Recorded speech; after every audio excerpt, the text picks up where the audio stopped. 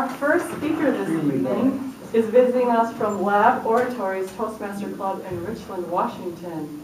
He is currently working on his Advanced Communication Silver and Advanced Leader Silver Awards. He is also working on his third Competent Communicator Award. He and his wife recently retired and realized a long-held dream of moving to Winthrop.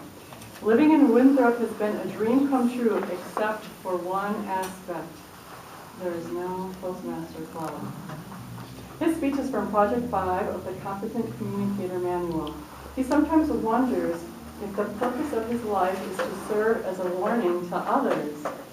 To this end, he will be presenting his speech entitled, Competing for the Darwin Award. Please help me welcome Dean Barrett.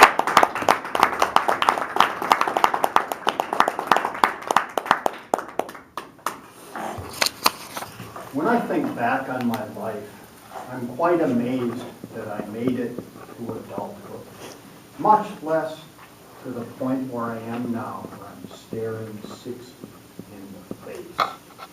You see, I grew up in a time when seatbelts were optional, airbags were a thing of the future, and we rode in the beds of pickup trucks with the family dog. These were egregious breaches of safety regulations.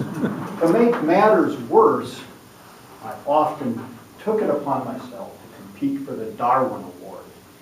Now, the Darwin Award is awarded generally posthumously to that individual who removes himself from the human gene pool in a most spectacular manner. Fellow Toastmasters and guests, I first competed in the Darwin Award in the area of bomb making.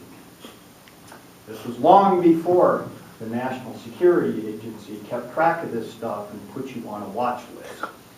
I was all of the age of 14 when I borrowed a test tube from my father's laboratory supplies. He was a chemistry professor at the University of Wisconsin-Oshkosh, so he had an ample supply of these things. I laboriously peeled apart the 2 layers of paper that sandwiched the gunpowder in rolls of caps. I collected that gunpowder and put it in the test tube. And as I was delicately adding the fuse to it, it went boom in my face. Incredibly, I was not killed. I was not even injured. Therefore, I was not eligible for the Darwin Award. Oh. However, I did get a plaque out of that. It was the only testament to my efforts that I ever got. The plaque consists of a 4-inch disc of engraved gouges in the top of my wood dresser left by the impact of that test tube.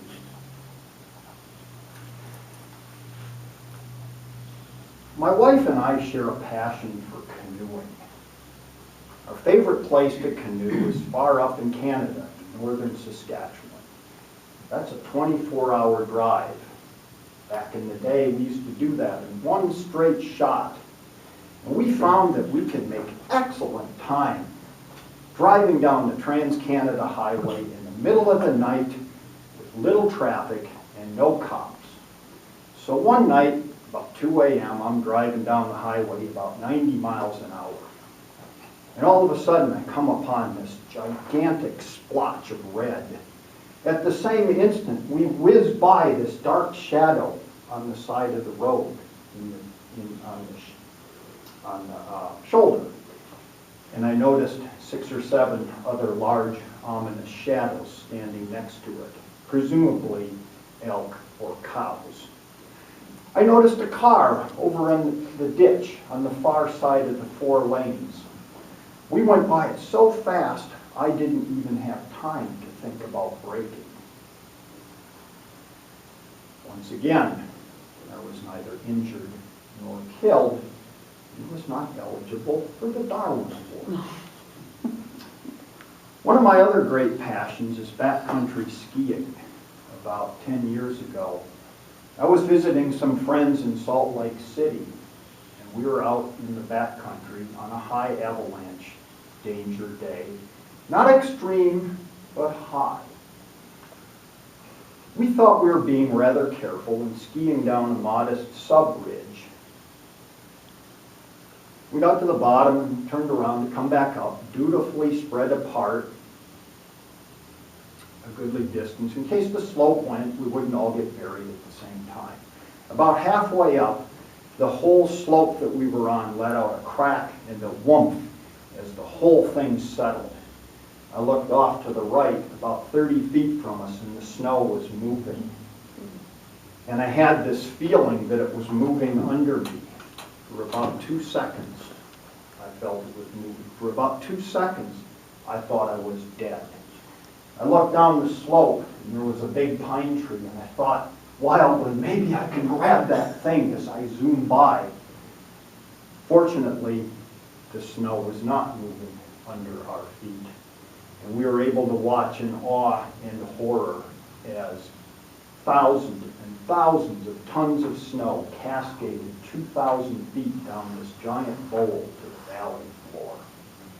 After we cleaned out our britches, we made it up to the top of the main ridge, and we looked off to the left and saw the other whole mile-long bowl had also slid to the bottom. But once again, I was not killed or injured, and that Darwin Award slipped from my grasp. Now, as I've gotten older, I've become a lot less competitive. Much of this is due to the fact that there are a lot of creatures and people in my life that I love, and they love me in return, and they would be very unhappy to find out that I'm not coming home anymore. Therefore, I have abandoned my quest for the Darwin Award. However, if any of you have that competitive fire that you would like one more trophy for that trophy case, I think I could be an excellent mentor. I can highly recommend speeding through the dark at 90 miles an hour, backcountry skiing in high avalanche danger, and amateur bomb making. You will only have to be this much less lucky than I was, and you, or should I say your next of kin, will place that coveted Darwin Award in your trophy case.